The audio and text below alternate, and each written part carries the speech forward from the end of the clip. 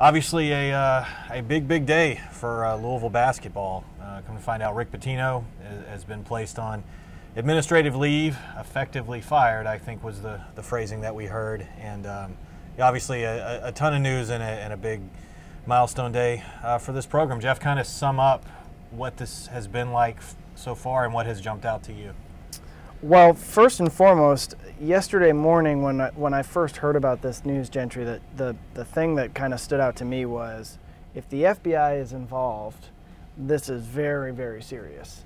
And as it has transpired now, we're seeing this might be the most impactful news in college basketball history at this point. I mean, and that's not an exaggeration.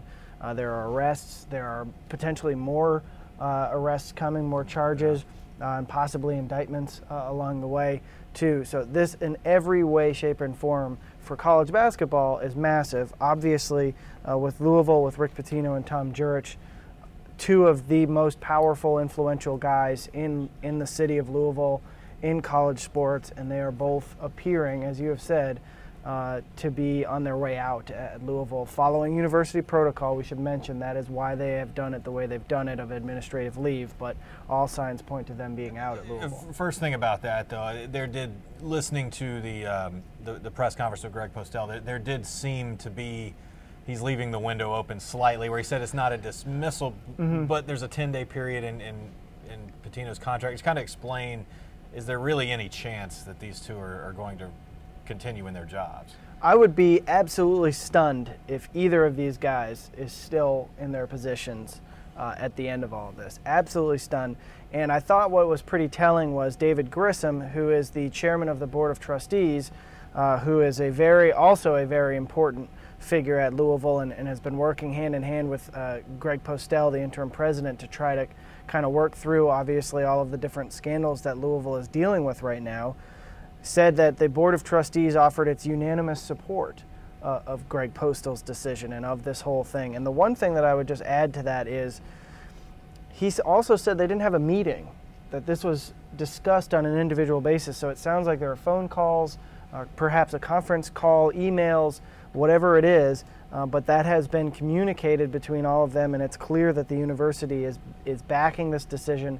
And I would assume if the board is unanimous that they will unanimously approve the dismissal of them in 10 or 30 days, however this transpires. And they did go out of their way to say that it was unanimous. So if it's unanimous and the Board of Trustees feels this way and they're already telling us that, then it's hard to believe they're going to vote any differently. Right. So I think we know where that's headed.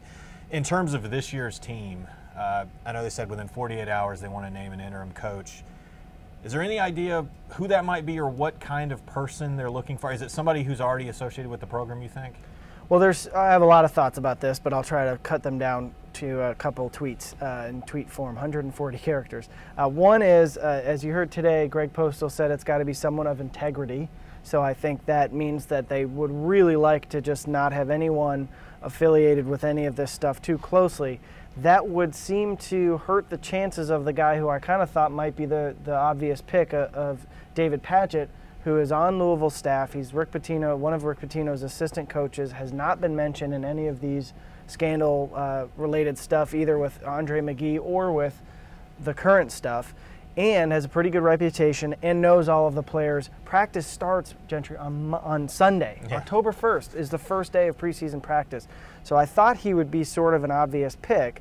The other options are these are not names that we've done a ton of reporting on, but you would just kind of assume might be affiliated in some way or maybe brought up in some way, would be Scotty Davenport at Bellarmine. I know he carried over from Denny Crum's staff to Rick Pitino's staff, but he is considered a Denny Crum guy first and foremost. He's loved in this city, good relationship with the media, known to be a guy with a lot of integrity and a hard worker. So maybe he gets a phone call. Maybe Bellarmine says, hey, you take a year go to do get it for a year. Yeah, who right? knows? I don't know if they would do that. And then there's a few other guys who might not be as high up on that list. Jerry Eves today said he had no interest in it if he was ever contacted, former Louisville player.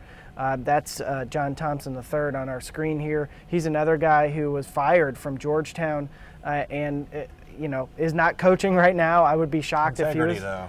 was. He does have integrity. I would be shocked if he came here for 10 months. There's another name out there that people here are familiar with, Tom Crean, who coached at Indiana. I would be less surprised by him. He is the one guy who is not affiliated whatsoever with Louisville, who might make sense because of the work that he had done at Indiana previously after the Kelvin Sampson He loved stuff. this area too. He stayed in Bloomington for a while after that, and as you mentioned, I mean, he went into IU and he took over that program in a mess, so he does have experience kind of leading people through this. But did you get a sense at all? I know the players met at 12:30 before all this. Is there any sense of what the response was among those guys? I mean, I know already there's been 2 commitments, decommit, correct, from the 2018 class. That didn't take very long. In terms of transfers, guys might maybe not being happy with where things are.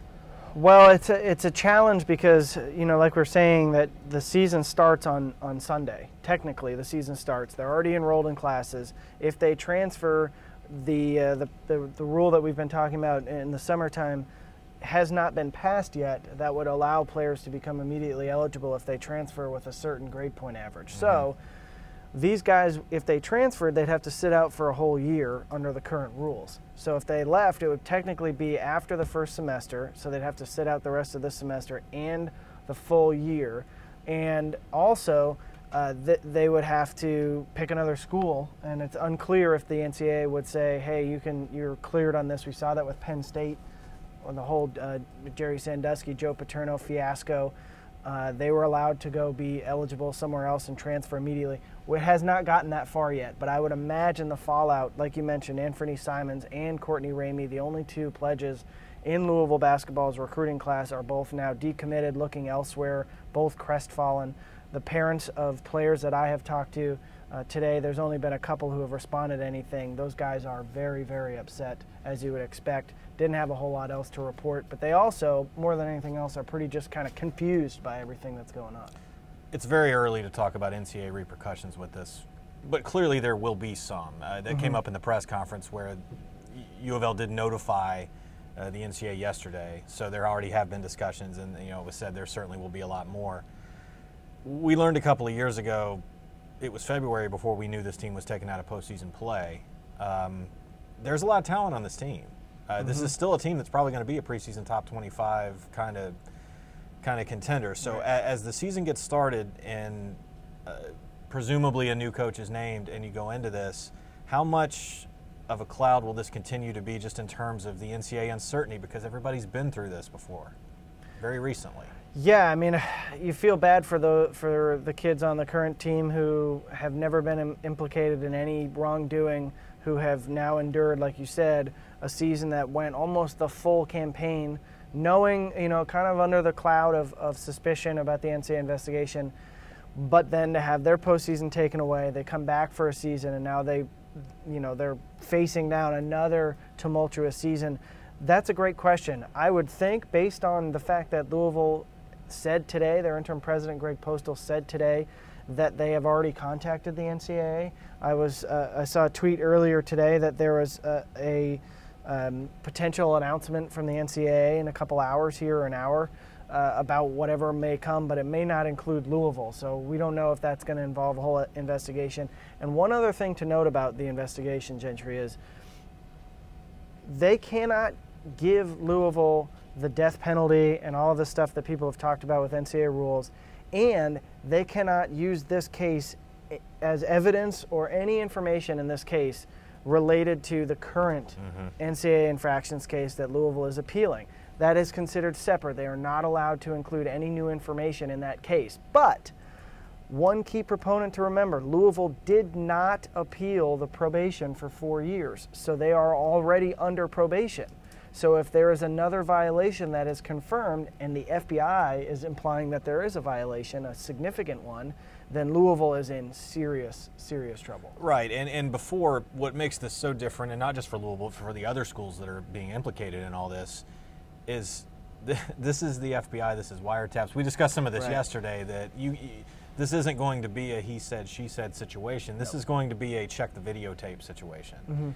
And I think given that, in Louisville's case, and I also think some other schools' cases, it would probably behoove them to go ahead and get in front of this, which means they could take them out of postseason play again this year. I don't think it's inconceivable to think that could happen pretty quick. Absolutely not. And especially based on the difference, the big difference between the NCAA and the FBI is the NCAA, and so many people, so many Louisville fans who were fighting with them all the way through thick and thin, all the way to the end, would keep arguing that the NCAA based everything off of Katina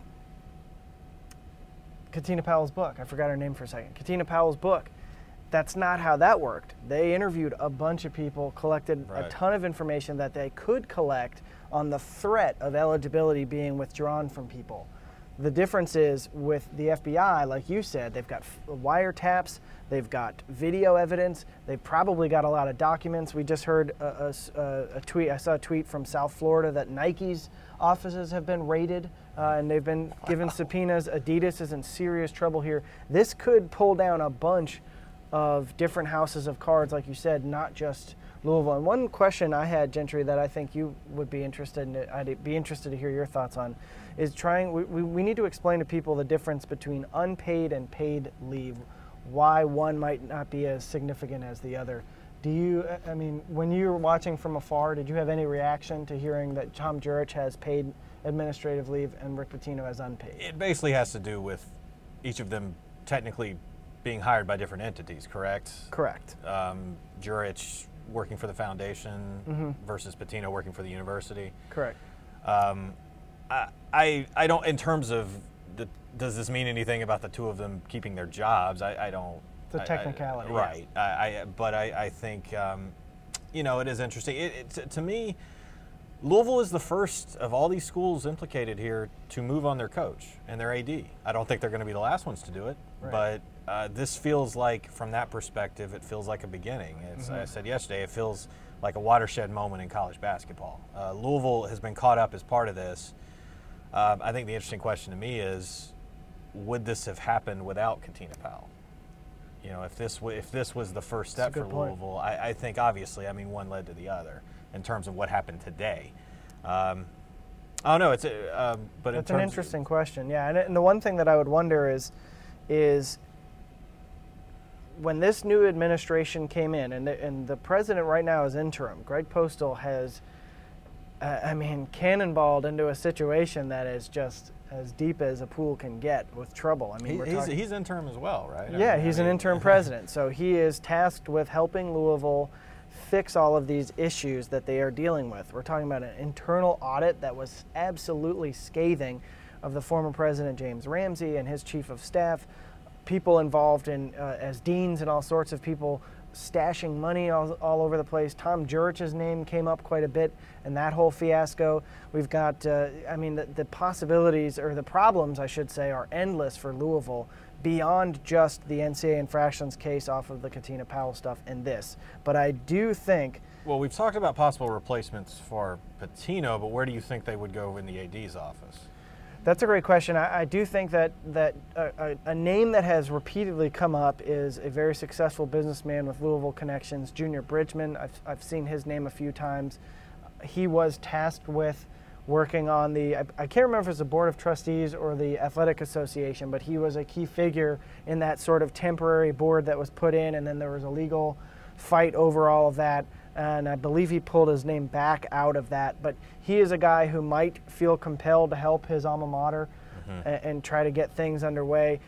Jerry Eves, again, he has already said he's not interested in the interim coaching job, but you do wonder if he's been very active talking about Louisville on his radio show, being involved in the community, very critical of Tom Jurich and Rick Pitino.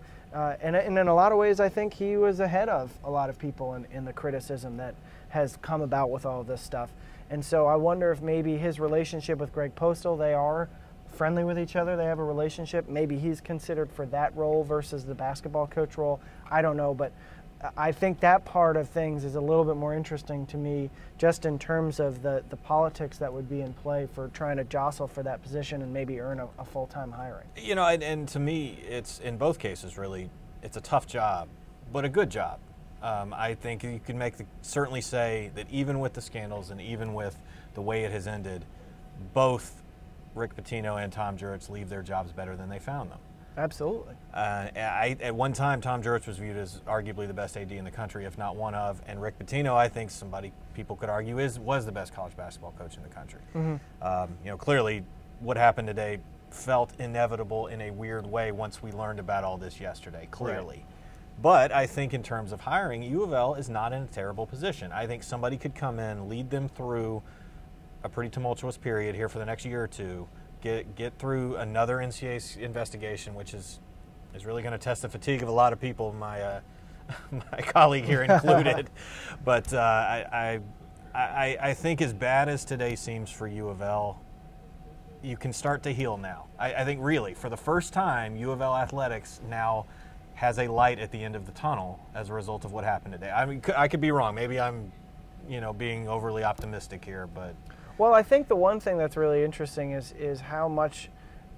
So I started here in November of 2013, right after Louisville won the national championship in men's basketball. They made the championship game in women's basketball.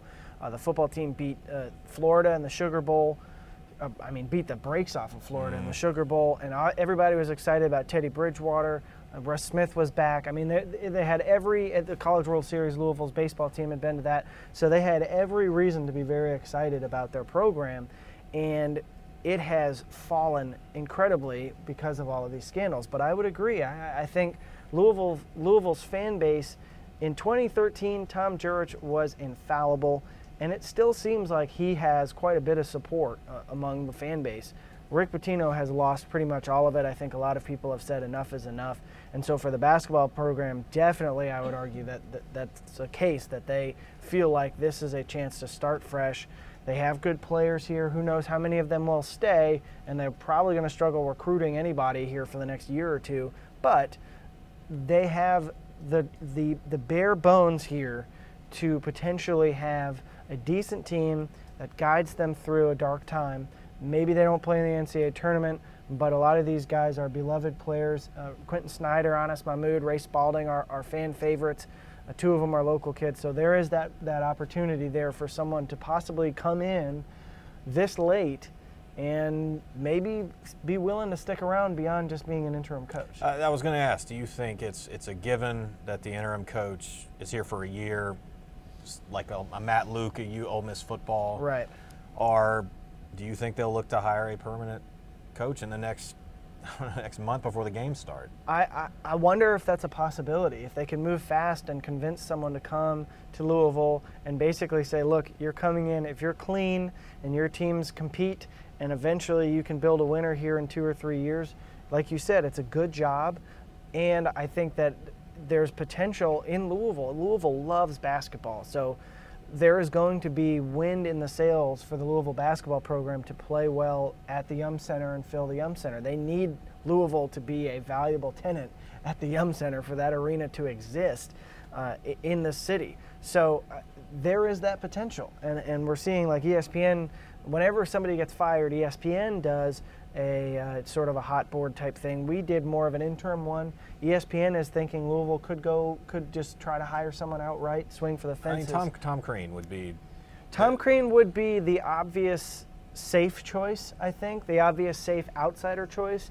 I think that Chris Mack at Xavier is a guy who has constantly come up. There had been rumblings that he might be coming to Louisville regardless. When the original Katina Powell scandal was happening, he's a popular name. He's done very well at Xavier. But again, it just comes back to any of these guys, how much do they want to be involved with any of this and have to deal with the stuff that they're going to have to deal with. And like you said earlier, an NCAA investigation that will surely happen here in the next year or two, and they'll have to navigate them through all of that. Yeah, I think it would be hard to get a guy who's in an established good position right now. I think if you wait until after the season, maybe a little different, but there's just so many questions that are unanswered about this NCAA thing. And actually, in terms of the NCAA stuff, I don't think this will be as bad as the Katina Powell one. I don't. I think it's compounded because of the timing of it, but they helped themselves a lot today. I think had they done this earlier with the previous case, maybe not with Jurich necessarily, but with Pitino, you've seen lots of schools do that, and it did help them. Tennessee, some others. So I think they stuck by Pitino, and I think that's a decision. They got burned by it, yeah. Yeah, and now they've clearly not done that. They're the first to act out of all these schools. So I think they'll get hit, but I don't think they'll get nailed. Well, the one thing that we were looking for, and I know you were the same way, when the original ruling came out from the Committee on Infractions from the NCAA, was lack of institutional control.